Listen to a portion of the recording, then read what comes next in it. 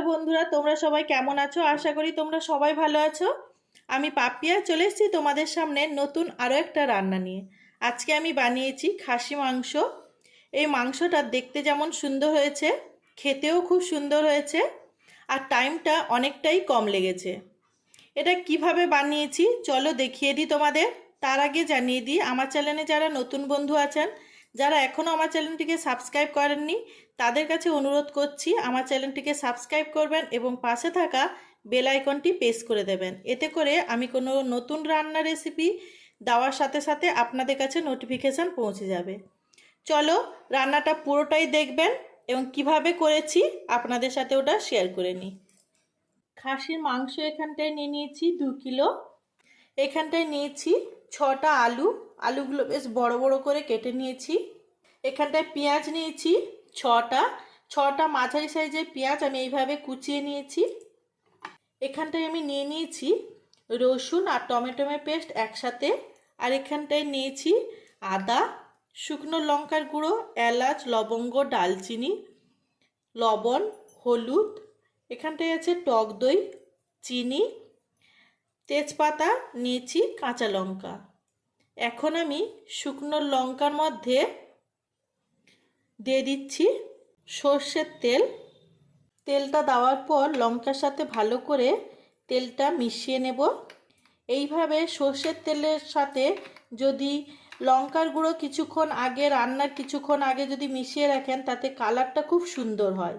আর এখানটায় আমি যে লঙ্কার গুঁড়োটা ইউজ করছি, বা আগে আমার প্রত্যেকটা রান্নায় যে লঙ্কার গুঁড়োটা আমি ইউজ করেছি, ওটা কিন্তু বাড়িতেই গুঁড়ো করা লঙ্কা, তাই কালারটা খুব একটা ভালো না হলেও টেস্টটা খুব ভালো হয়। আমি এখানে মাংসটা নিয়ে নিয়েছি। মাংসর মধ্যে দিয়ে দেব পরিমাণ মতো লবণ। খুব কম সময়ে এই মাংসটা আমি রান্না করব, কিন্তু খেতে খুবই অসাধারণ লাগবে। রান্নাটা দেখলে পুরোটাই আপনারা বুঝতে পারবেন। এখন এর মধ্যে দিয়ে দেব হলুদ। আপনারা যেভাবে হলুদ বা লবণ ব্যবহার করবেন মাংস অনুযায়ী আপনারা পরিমাণটা ঠিক করে নেবেন। এখন এর মধ্যে দিয়ে দিব পুরোটাই আদার পেস্ট। এখন এর মধ্যে দিয়ে দিচ্ছি রসুন আর টমেটোমের পেস্ট। এখন আমি এর মধ্যে দিয়ে দিচ্ছি সর্ষের তেল। বাটির মধ্যে দিয়ে দেব টক দই। এখানটায় আমি টক দইটা ভালো করে ফিটিয়ে নিচ্ছি। টক দইটা এখন দিয়ে দেব সমস্ত কিছু মশলা। এখন আমি মাংসের সাথে ভালো করে মিশিয়ে নেব।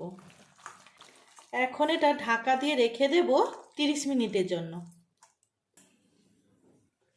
কড়াইটা গরম হয়ে গেছে। কড়াইয়ের মধ্যে দিয়ে দিচ্ছি সর্ষের তেল। তেলটা গরম হয়ে গেছে। তেলের মধ্যে দিয়ে দিচ্ছি অল্প একটু লবণ, আর দিয়ে দেব অল্প একটু হলুদ। এখন দিয়ে দিচ্ছি আলু। আলুগুলো ভেজে নেব। তেলের মধ্যে লবণ আর হলুদ দিয়ে দিলে কিন্তু তেলগুলো চারিদিকে ছিটকায় না। এখন আলুগুলো ভেজে নেব। খাসি মাংসয় এইভাবে বড় বড় করে আলু দিলে খুবই ভালো লাগে খেতে। আলুগুলো ভাজা হয়ে গেছে, তুলে নিচ্ছি। এখন ওই তেলের মধ্যে দিয়ে দিচ্ছি কিছুটা সর্ষের তেল আরও। এখন দিয়ে দিচ্ছি চিনি। চিনিটা দেওয়ার পর সাথে সাথেই কিন্তু মশলা দেবেন না। চিনিটা দেওয়ার পর কিছুক্ষণ এইভাবে গরম তেলে রেখে দিলে চিনিটা যখনই ফুটে উঠবে, লালভাবে ভেসে উঠবে, তখনই কিন্তু দিয়ে দিচ্ছি পেঁয়াজ। কুচিয়ে রাখা পেঁয়াজগুলো এখন দিয়ে দেব। পেঁয়াজটা এখন ভেজে নেব। পেঁয়াজগুলো ভাজা হয়ে গেছে, দেখুন খুব সুন্দর লাল লাল করে ভেজে নিয়েছি। এখন এখানটায় দিয়ে দিচ্ছি এলাচ, লবঙ্গ, ডালচিনি।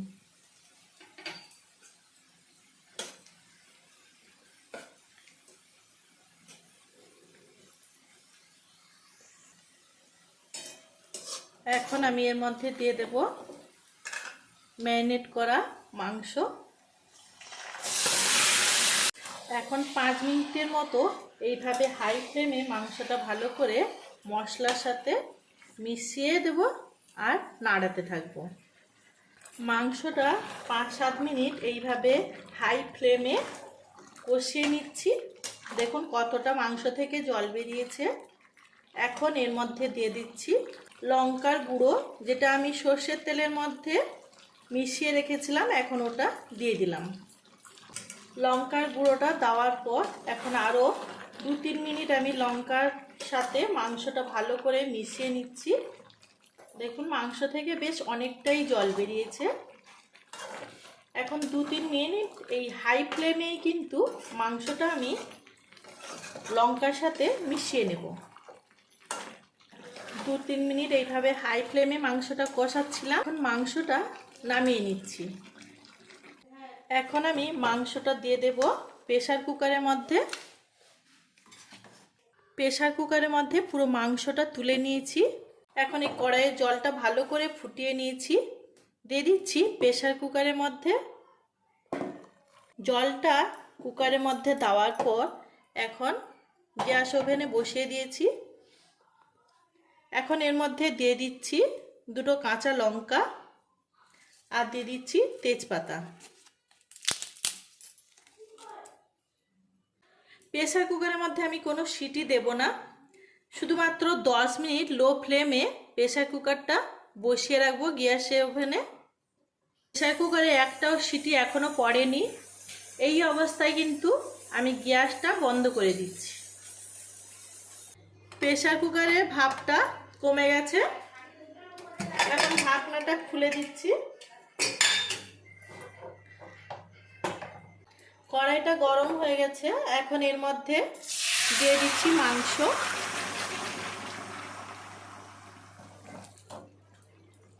দেখুন মাংসটায় যতটা পরিমাণ জল দিয়েছিলাম তার থেকে অনেকটা পরিমাণ কিন্তু জল বেরিয়েছে। এখানটায় দেখুন একটা মাংস নিয়েছি। দেখুন প্রায় 70-80% মাংস হয়ে গেছে। এখন এর মধ্যে দিয়ে দেব ভেজে রাখা আলু। আলুটা দেওয়ার পর কিন্তু ফ্লেমটাকে বাড়িয়ে দিয়েছি।